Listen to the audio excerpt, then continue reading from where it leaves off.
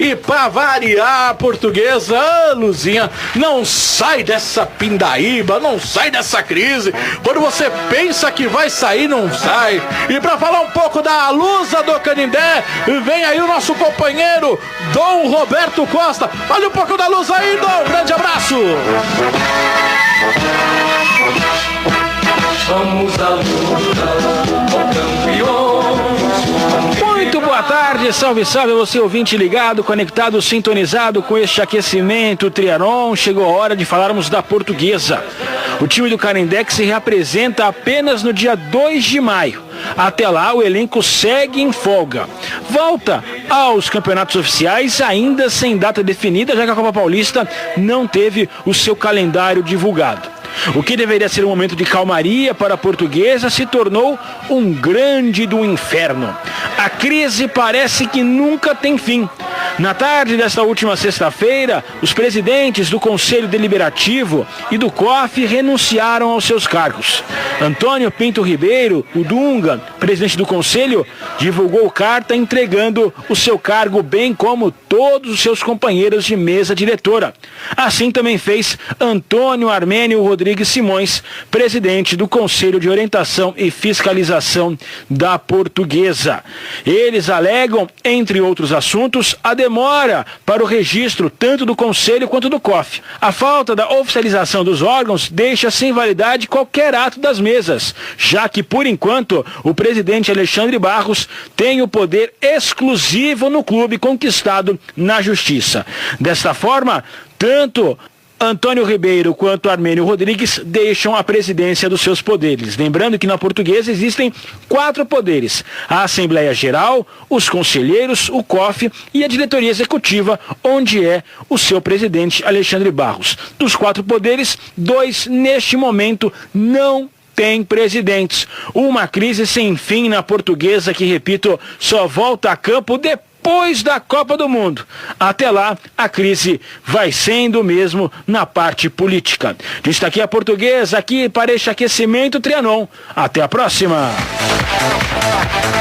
São 15h06 e para falar um pouco mais de Portuguesa, o nosso amigo jornalista Lucas Ventura, também conselheiro da Portuguesa, então ele sabe muito bem o que está acontecendo, principalmente o que levaram tanto Dunga como Antônio Armênio Simões à renúncia. Obrigado, Lucas Ventura, boa tarde, tudo bem com o amigo? Fala, Danilão, boa tarde a você, boa tarde a todos os ouvintes. Está ouvindo perfeitamente agora? Agora tranquilo, Lucas. Vamos falar um pouquinho dessa crise da Lusa? Com certeza, vamos falar desses problemas internos que envolvem a nossa Lusa. Primeiro eu quero que você me fale o que levou o Dunga, presidente do COF, sair, pedir a renúncia. Cara, é muito complicado as coisas que acontecem na Portuguesa. Antes mesmo da reunião, eu já soube dessa informação. O Arthur, da mesa do conselho, falou: a gente vai renunciar depois da reunião, tudo mais. Eu perguntei o motivo. Ele falou: cara, o descaso do presidente Alexandre Barros, a gente pede muitas coisas para ele não resolve. A gente queria saber onde estava, por exemplo, coisa simples: qual computador usar para o conselho, qual gravador, a papelada do conselho, quem é conselheiro, quem não é, porque a Portuguesa, infelizmente, não tinha controle nenhum dos conselheiros. Hoje, você pergunta para alguém quantos conselheiros ao certo tem, ninguém sabe. Todo mundo fala cerca de 400, ninguém sabe, porque de fato ninguém sabe, está tudo perdido. Então, é tudo uma bagunça, e aí eles cansaram. Eles são pessoas do bem, né? O Dunga, o Antônio Ribeiro, que é o presidente, o Arthur, secretário do conselho, que era, né? O Guerreiro, o Adriano, o pessoal do COF, o Armênio, o pessoal do bem, mas é complicado, Danilão. Você sabe que pessoas do bem na Portuguesa normalmente não tem muito espaço, né? Duca, quer fazer uma pergunta pro Lucas? Sim, Lucas, boa tarde, aqui quem fala é o Duca Reis. Eu acabei lendo toda essa situação complicada da Portuguesa. Eu li uma notícia que a Lusa teve, se não me engano, 2 conselheiros que pediram dinheiro junto ao banco Banif e pegaram esse dinheiro e deram para a Portuguesa. Só que parece que a Portuguesa não reconhece a entrada desse dinheiro. Não entendi muito bem essa história. Você poderia explicar?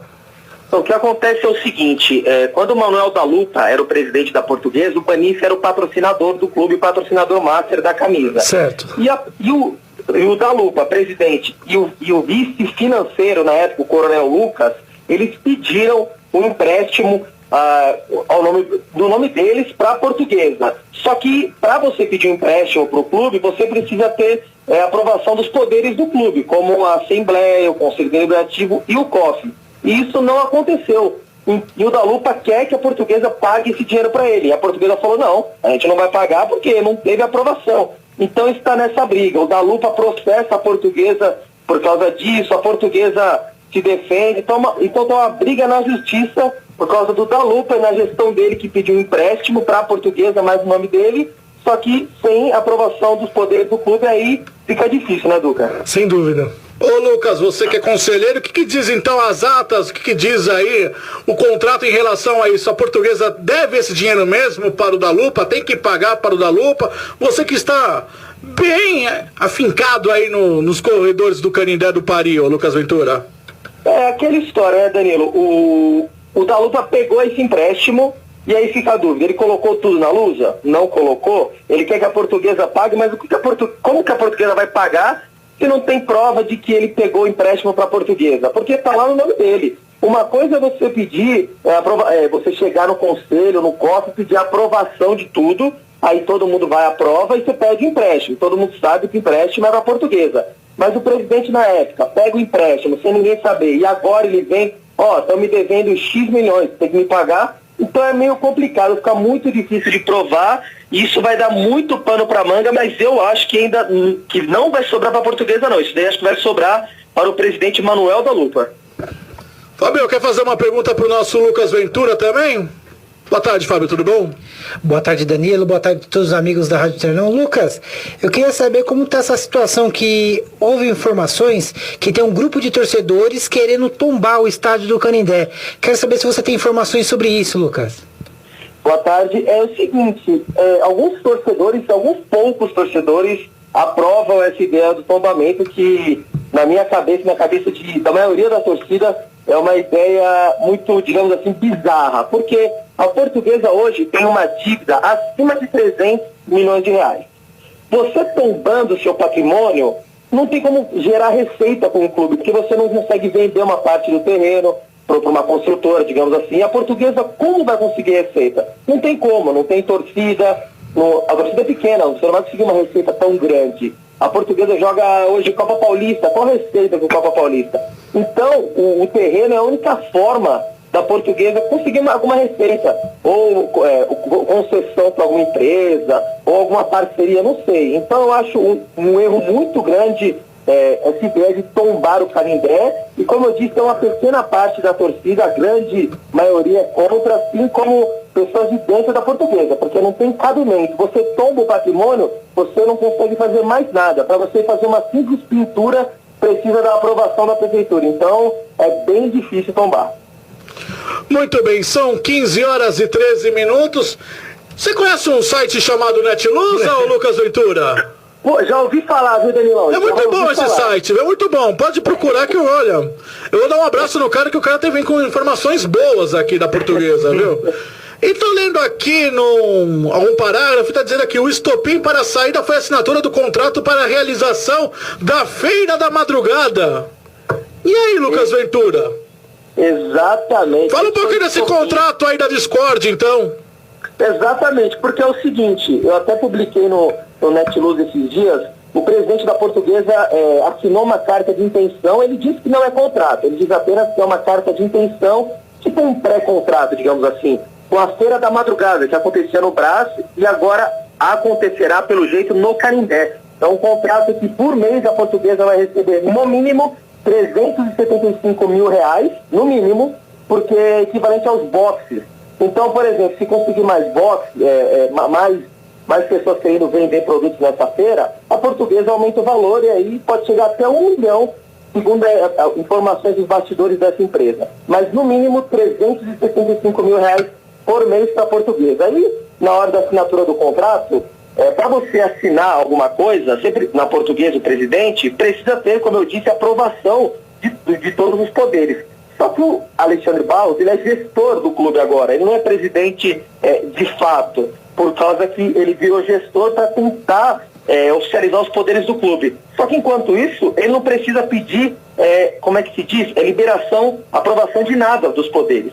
Então ele pode assinar tudo. E isso foi o que causou uma discórdia bem grande na Portuguesa, porque o Dunga, do Conselho Deliberativo, Antônio Ribeiro Dunga, e o Armênio Nukov ficaram pé da vida, porque o Alexandre assinou a carta de intenção sem conversar nada com eles. E eles ainda falaram assim para mim, foi na sala ao lado. A gente estava esperando o Alexandre para se reunir sobre isso. Na sala ao lado, ele foi e já assinou o contrato. Aí eles ficaram bem chateados e aí ocorreu toda essa discórdia e a renúncia deles na última sexta-feira. 3289-3580 é o nosso telefone. Estou ali esperando a sua ligação, amigo ouvintes. Que coisa, hein? Realmente, Lucas, que informação pesada essa que você nos passou agora. Pois não, Duca? Não, só para Lucas, então o Alexandre está como gestor, não é o presidente de fato, e isso porque também as contas da Portuguesa não são aprovadas, se não me engano, acho que desde 2015, não é isso? Exatamente. O balanço em si foi aprovado, o de 2016, o balanço de 2016 foi aprovado na reunião do Conselho da última quinta-feira, só que ele, como gestor, ele não precisa prestar contas de nada. Você presta as contas como presidente, mas ele não está como presidente. Por quê? Porque ele precisa estar como gestor, e sendo gestor, ele tem que oficializar todos os poderes do clube. Só que aí ele vai demorando, entendeu? Vai empurrando com a barriga para oficializar, porque aí vai mantendo a gestão dele, né? O gestor vai mantendo e não vai prestando contas. Esse é o grande problema da Portuguesa e a grande crítica dos torcedores e dos conselheiros. O Alexandre está levando como gestor para, como eu disse, não precisar prestar contas. Porque vamos supor que ele semana que vem ele consiga oficializar todos os poderes. Ele pode cair, né, mas gestor, vira presidente novamente, e aí tem que prestar as contas. Esse é o problema. Parece que ele não quer dar essa prestação de contas e quer manter como gestor do clube só, e aí não precisa prestar essas contas. E aí está causando todo esse alvoroço pelos lados da Portuguesa. E hoje como que fica o COF e o Conselho Deliberativo, Lucas? Agora o Alexandre tem 30 dias para convocar novas eleições, tanto para o Conselho Deliberativo, tanto para o COF, porque a eleição do Conselho ocorreu esse ano, em janeiro, se eu não me engano, não lembro o dia, e do Conselho Deliberativo ocorreu dia 28 de janeiro. Então eles assumiram, renunciam agora, aí o Alexandre tem 30 dias para convocar novas eleições, mas até o momento nenhum nome, parece que ninguém quer assumir essa bucha, Danilão. Tá bom, então, Lucas, 15 horas, 18 minutos, muito obrigado mais uma vez, atencioso conosco aqui da Rádio Trianon. E pintando mais algum problema na Portuguesa ou solução da Portuguesa, entraremos em contato, tá certo, Lucas? Fechou, Danilão, obrigado pelo convite, estou sempre à disposição da Rádio Trianon, um abraço a todos os amigos. Valeu, aí Lucas Ventura. Que situação delicada, né? Pra mim agora fica Virou claro. Um negócio, um coronel. É um coronel lá no Canindé. O Alexandre, então, justamente agora tá explicado. Se o Alexandre se torna presidente, porque ele é o presidente, ele é o gestor justamente por essa falta de prestação de contas. Então, ele de acordo com o Lucas Ventura, ele tá tentando atrasar um pouco essa prestação de contas para ele continuar como gestor, porque como gestor ele pode assinar os contratos sem botar para aprovação dos conselheiros, né? Então talvez na visão do Alexandre ele acha que ali é o melhor, mas não é um pouco antidemocrático, né? Ao meu entendimento. E agora em relação a esse contrato, se realmente entrar 350 mil a 1 milhão de reais, isso pode ser uma boa para a Luz, né? Porque aí é um dinheiro que dá para pagar a Gislaine, dá para pagar as contas ali, pelo menos uma parte das contas, né? Mas é preocupante toda essa situação. Para mim, o ideal era que todos os poderes fossem restabelecidos, a prestação de contas, porque aí o Alexandre viraria presidente, e aí sim a Portuguesa ficaria com um clube mais organizado e se tornaria um clube mais comum em comparação aos demais.